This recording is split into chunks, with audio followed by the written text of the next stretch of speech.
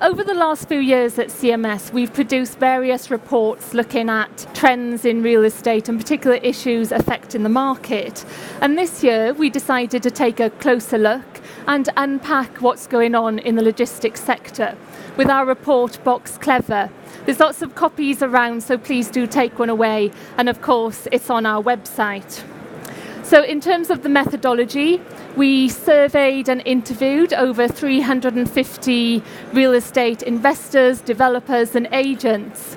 But we also surveyed over 250 global retailers on their views on e-commerce, the supply chains and their warehouse needs.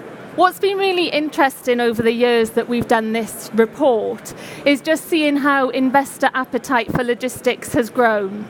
If I can just show you, this is the table of favoured asset classes, and you can see really right up on top is logistics, favoured by 74% of the real estate professionals that we polled.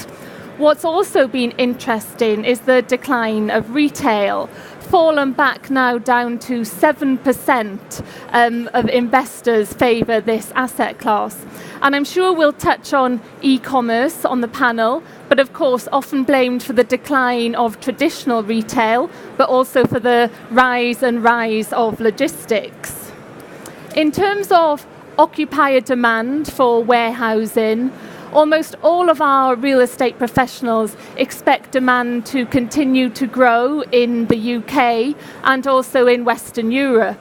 And I think what's really interesting when you look at Europe is the different rates of e-penetration. So for instance, the UK is at about 18 or 19%, but the European average is just 9%, with Italy down at 6%. If you compare that to the leading jurisdiction, which is China at 30%, logistics really has got lots of room for growth. When we talk about logistics, many of us will think about those big boxes over 100,000 square feet.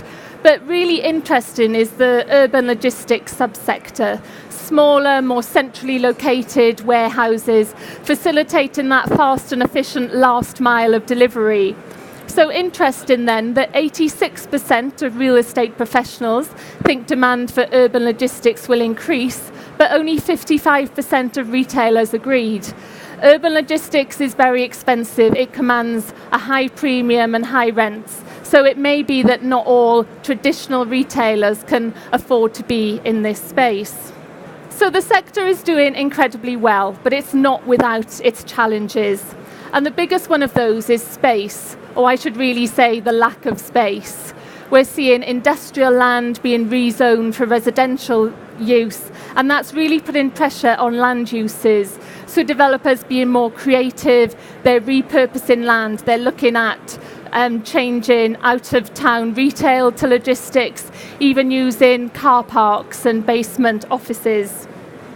We're also going to see warehouses get taller, and we could even see them going underground. Another interesting possibility is, could we see logistics embracing the sharing economy?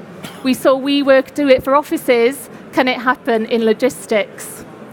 Technology is both an opportunity and a challenge in this sector. And this is a particular favourite slide of mine. That's a driverless transport system in an Alibaba warehouse in China. And through using this, they've actually reduced their labour costs by 70%, but they've tripled their output.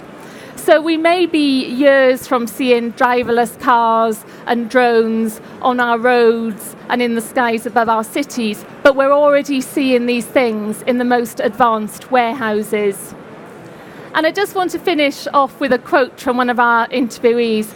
And I think he makes it very clear that we have come a long way from just talking about sheds. This is a very advanced sector, and I'm really interested to hear where the panel thinks it will go next.